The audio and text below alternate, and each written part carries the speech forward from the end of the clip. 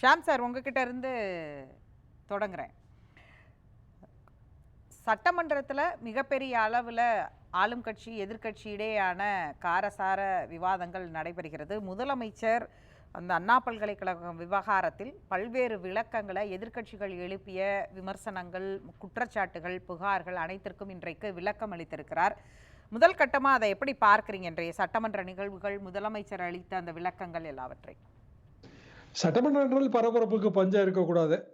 அந்த வகையிலே பரபரப்பான விவாதங்கள், ஒரு கருத்தாக்கமிக்க விவாதங்கள் வரவேற்க தகுந்தவை. அதிமுகவின் போராட்ட வடிவத்தில் ஒரு நவீனத்துவத்தை பார்க்கிறேன். சமீப காலமாக அதிமுக நடத்திய பல்வேறு போராட்டங்கள்ல இப்போதைக்கு ரொம்ப நவீனமாக தெரிவது இந்த முறைதான். ஆனால் எனக்கு தனிப்பட்ட முறையில பாதிக்கப்பட்ட பெண்ணின் உளவியலை புரிந்து கொள்ளாமல் அல்லது அவர்களுக்கு ஏற்படும் நிரந்தர பாதிப்பை கணக்கிலே கொள்ளாமல் எல்லாவற்றையுமே அரசியலாக்குவது சரியா என்கிற கேள்வி எனக்கு முதலில் இருந்தே இருக்கிறது. சாதாரண கிராமங்கள், எங்க கிராமத்துல எடுத்தீங்கன்னா 10வது வகுப்பு வரைக்கும் கவர்மெண்ட் ஸ்கூல் தான். சின்ன கிராமம், உள்ளூர் பிள்ளைகள் தான் படிக்குது.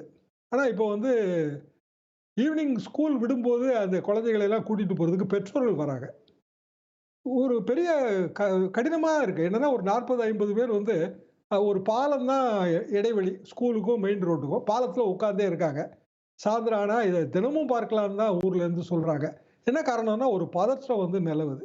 ஆனா தமிழ்நாடு அப்படியான ஒரு மாநிலம் கிடையாது.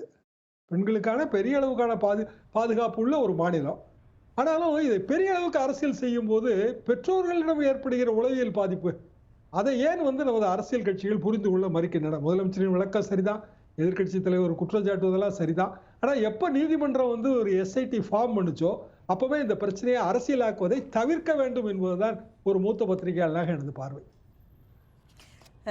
ஆனால் இங்கே சட்டமன்றத்தில் ஒரு விளக்கம் கொடுக்கிற வரைக்கும், கொடுத்த பிறகும் வெளியில் போராட்டம், இதில் விளக்கம் ஏற்றுக்கொள்ளதா இல்லை அப்படின்னு அதிமுகவிலிருந்து முன்னாள் அமைச்சர் ஆர்பி உதயகுமாருடைய பத்திரிகையாளர் சந்திப்பு. நீங்கள் குறிப்பிடுறது அந்த பெண், பாதிக்கப்பட்ட பெண், அந்த குடும்பம் தொடர்ந்து இந்த செய்தியை உளவியலாக எப்படி எதிர்கொள்வாங்க, அது எவ்வளவு தூரம் பெற்றோர்கள், நீங்கள் தமிழ்நாடு முழுவதும் சொல்கிறது ரொம்ப அதிர்ச்சியாக தான் இருக்குது. நீங்கள் சொல்கிறது பெற்றோர்கள் அழைச்சிட்டு போகிற அளவுக்கான கல்வி நிறுவனங்கள் மீதான பாதுகாப்பையும் சேர்த்தே கேள்விக்குள்ளாக்குது இந்த விஷயம் அப்படின்னு சொல்றீங்க.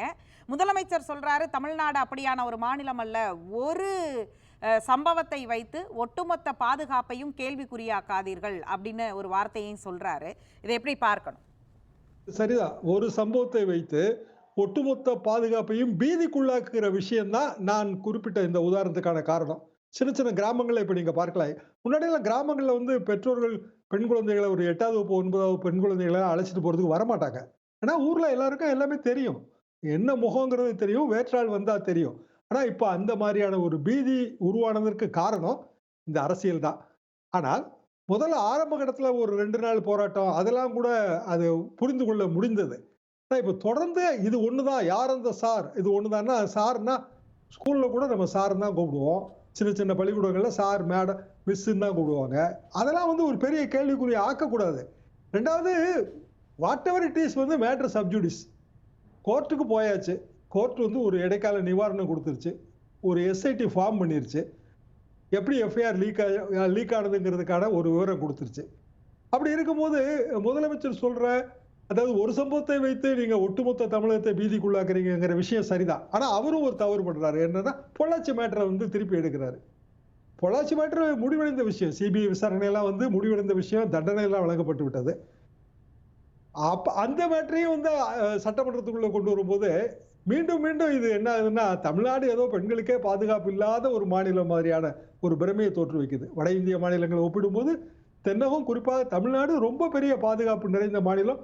இங்க பெண்களை மதிப்பதுதான் நமது பண்பாடு.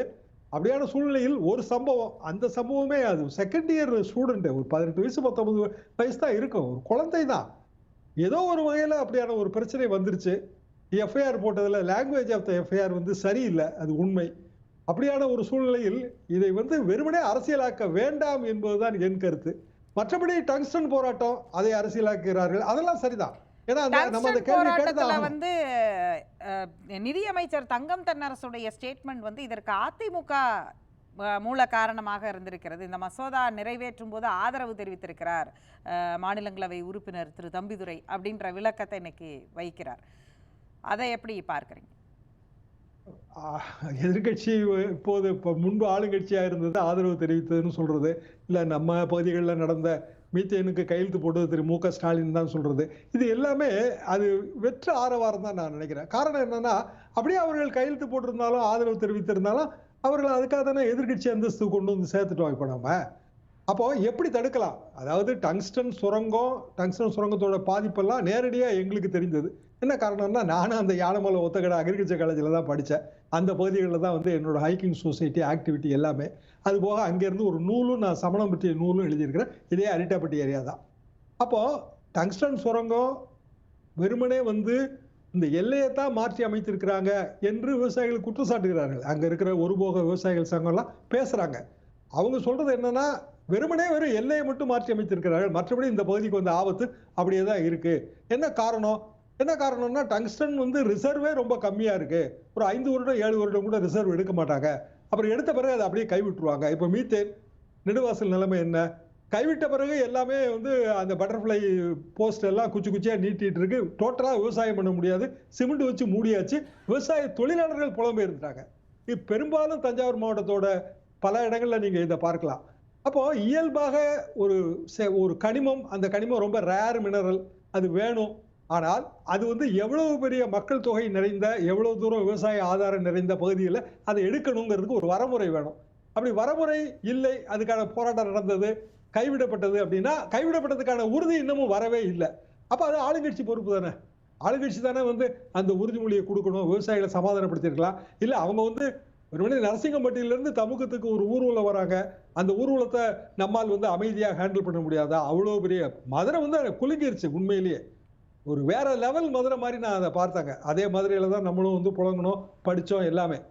ஆனால் அதை வந்து ஹேண்டில் பண்ண விதம் அது வந்து தவறு. சரியான முறையில் ஹேண்டில் பண்ணவில்லை. காவல்துறை சரியா பண்ணல. பல நேரங்களில் நீங்க பார்க்கலாம், காவல்துறையோட ஃபெயிலியர் கடந்த ஒரு 6 மாசம் 8 மாதமாக அதிகரித்து கொண்டே வருகிறது. ஆளுந்தரப்புக்கும் காவல்துறைக்கு இடையில ஏதோ ஒரு பெரிய கம்யூனிகேஷன் கேப் இருக்கு. இதெல்லாம் எதிர்க்கட்சிகள் சுட்டி காட்டணும். அது ரொம்ப நியாயமான விஷயம் தான் நான் நினைக்கிறேன். ஆனால் வெறுமனே இந்த பாலியல் யார் அந்த சார் இதுக்குள்ளேயே அரசியல் சுற்றி சுழன்று வருவது தவறு என்பது என் கருத்து. பேசலாம்.